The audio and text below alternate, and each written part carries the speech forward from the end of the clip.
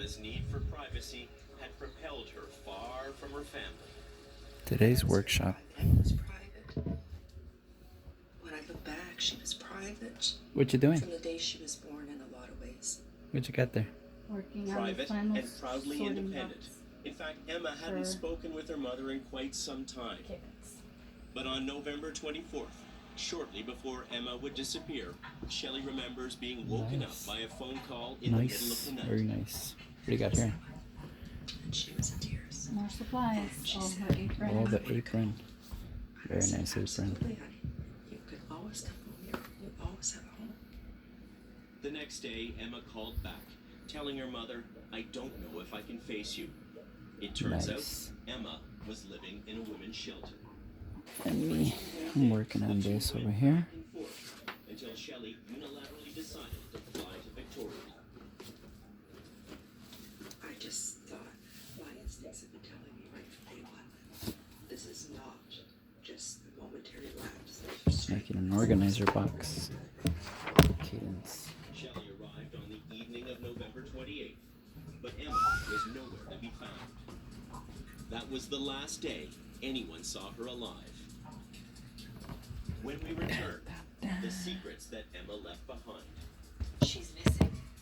I am missing.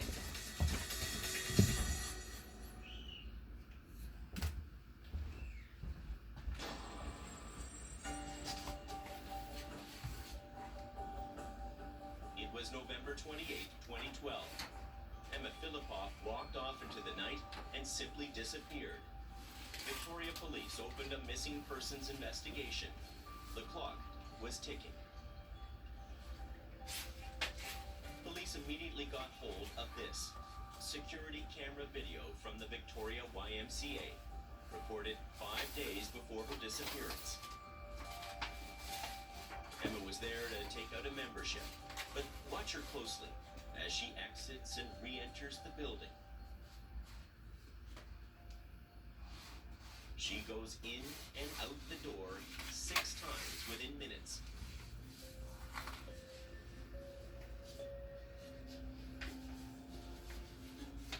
Was someone out there? And could that have made her want to run, as her diary suggests?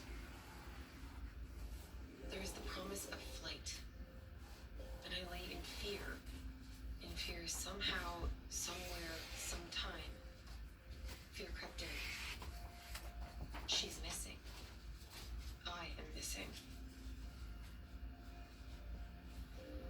On the day she disappeared, Emma seemed to be preparing for something. She left the women's shelter. Then at 8:30 in the morning, she went to the 7-Eleven to buy a $200 prepaid credit card.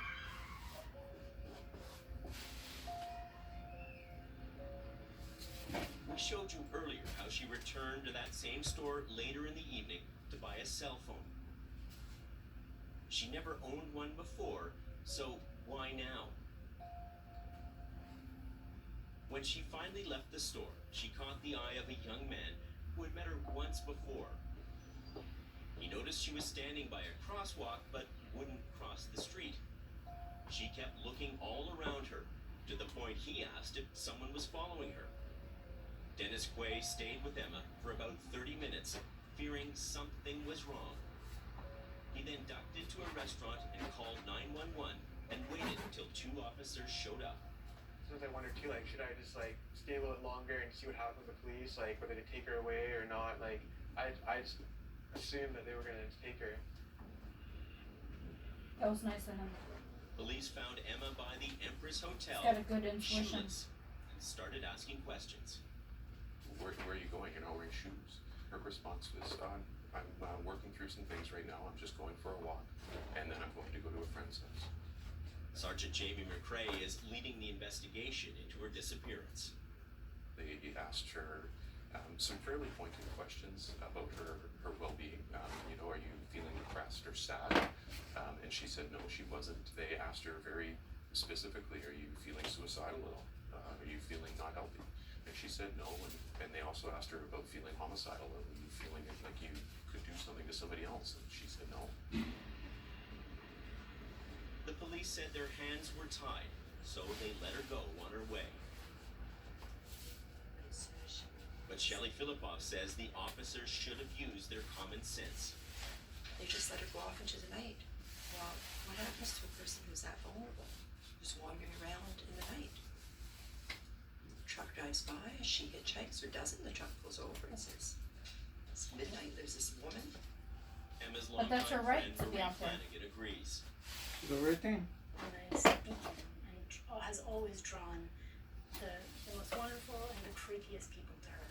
And that is something that makes me nervous because someone could very easily take advantage of that.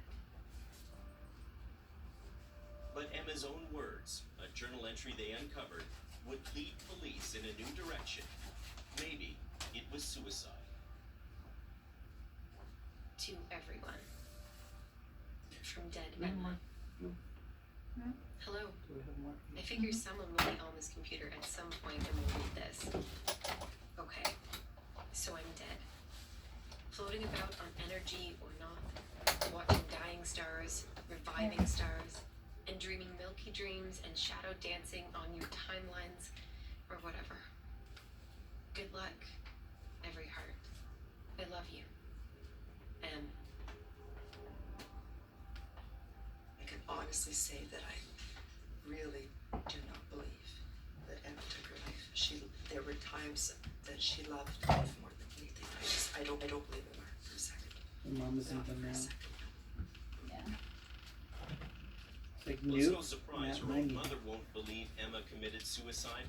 But what about the team of experts we assembled to help our investigation? We showed them Emma's cryptic note and asked them to weigh in.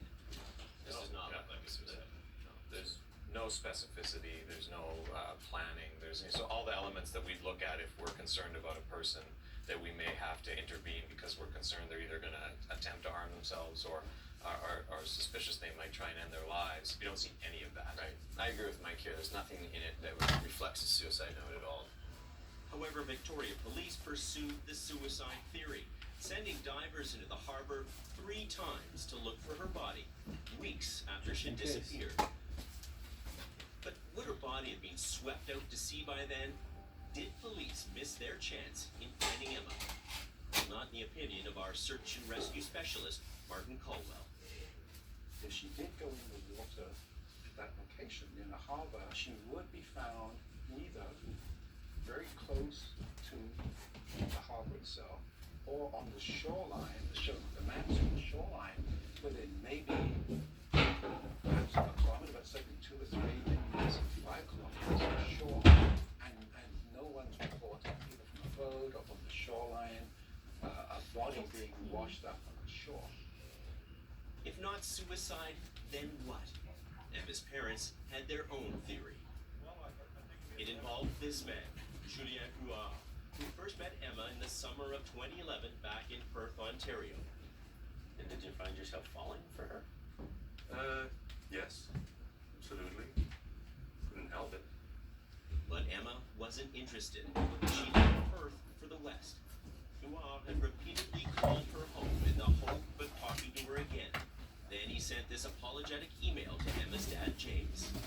I'm sorry that I didn't deal better with the situation and annoyed you in the process with my phone calls. The last thing I want to do is be stalking her like I did the last time. After Emma moved to Victoria, who showed up there a few months later but Julien Couillard? It didn't take long before he ran into Emma on the street. Some people will say, come on, this can't be a coincidence.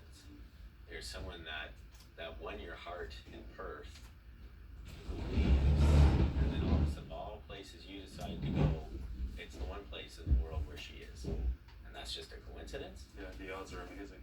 But it's a coincidence. It's a pure coincidence. And that's exactly what he told Victoria police when they called him in for questioning. He said he wanted to clear his name. We don't know when. But our experts still had questions. Homicide cop Will Clark.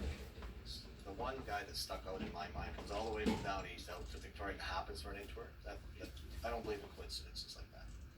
So I would just want to make sure that he has truly been clear. Police wanted to make sure too. So a full year after Emma's disappearance, the RCMP gave Couillard a polygraph. longer considered a suspect. I don't think a polygraph was needed to find out if I was lying or not, but if that's what was required to hear my name, I was going to do it. There would be another twist. Remember Emma bought a prepaid credit card the day she disappeared? Well, 1 week later, the card was used to buy cigarettes.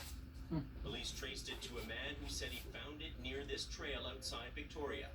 It's 20 kilometers from the inner harbor where she was last seen. He too was given a polygraph and cleared by police. So how did the card get here? Well, that led our experts in a new direction. What if we flip it on its head? Right? What if she's actually a highly intelligent woman, which I think we all agree that she's quite intelligent. She's well read, she's been a chef, so this is a smart person. If this is a ruse, this is where what if she's developed enough skills to throw everybody off? What if she's developed all the skills and capabilities to disappear? The police would scour the area where the credit card was found. But once again, She's mad at her no luck parents. in finding Emma. Every time we had a tip or a task, Didn't they we start to break build up or on it, something? we would then hit a Divorce, vertical, yeah. and it would come to a dead end. But tell me, how does somebody disappear? I don't have an answer for that. When we come back, a possible breakthrough in the case. I thought, this is it. You know, this is somebody who knows where Emma is.